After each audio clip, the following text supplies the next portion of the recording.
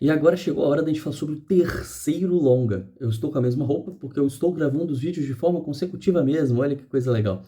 É... sobre o terceiro longa exibido no Festival de Vitória, que é Brasiliana, o musical negro que apresentou o Brasil ao mundo. Um documentário dirigido por Joel Zito Araújo, e que acompanha a história de uma companhia de teatro, dança e música chamada Brasiliana.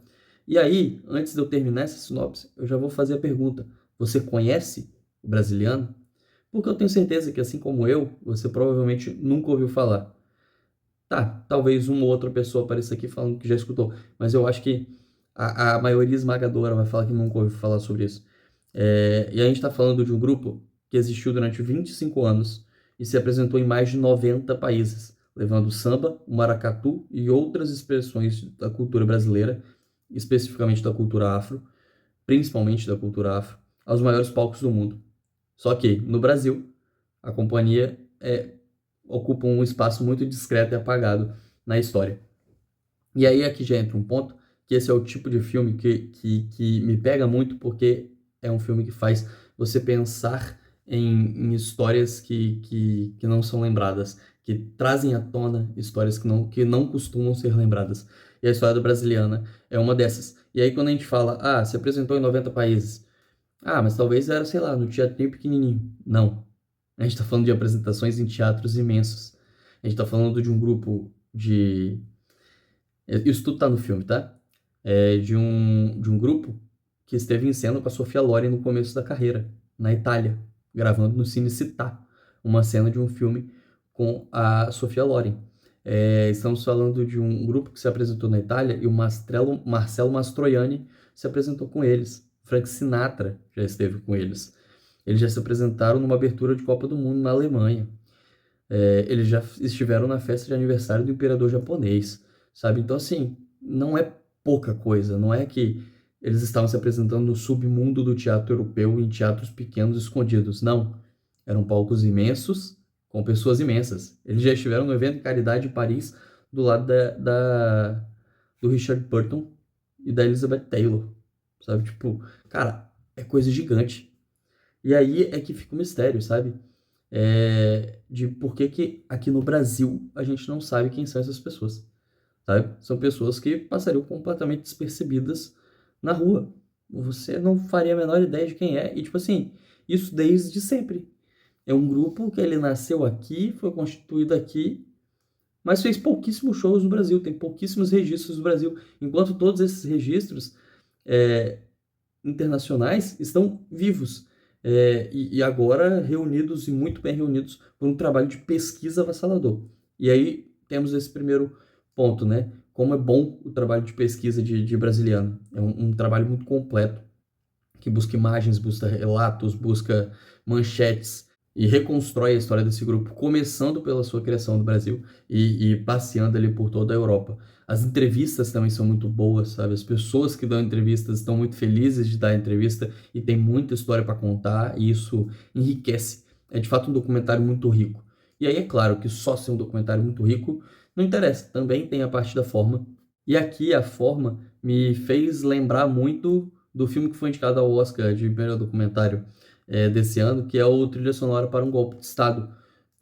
E talvez não seja por acaso, né? Ambos falam sobre uma história artística de um grupo musical majoritariamente formado por pessoas pretas. No caso do Trilha Sonora para um Golpe de Estado, é um filme que fala sobre o crescimento do jazz, que é um gênero majoritariamente preto. Aqui o Brasiliana fala sobre a divulgação do samba, que também é um gênero majoritariamente preto no Brasil. Então, as relações elas estão ali, mas elas também estão, de certa forma, na tela, porque o Joelzito Araújo, ele escolhe, a forma como ele escolhe organizar essa quantidade massiva de informações que ele conseguiu, de entrevistas, a manchetes, a vídeos e tudo mais, de forma muito didática e muito bonita, sabe? Usando círculos e ele destaca as coisas de forma muito criativa, não com o mesmo caos, e aí aqui está a diferença total entre as duas obras, não chega nem perto do caos que é a trilha sonora para um golpe de Estado, que é um filme caótico, com as informações pipocando na tela e que te deixam até um pouco sufocado com o que está acontecendo. Brasiliana não, é um filme calmo, tranquilo, muito bem construído e que usa todo esse combo de imagens, textos e entrevistas e áudios para remontar essa história tão rica de um grupo que deveria ser muito importante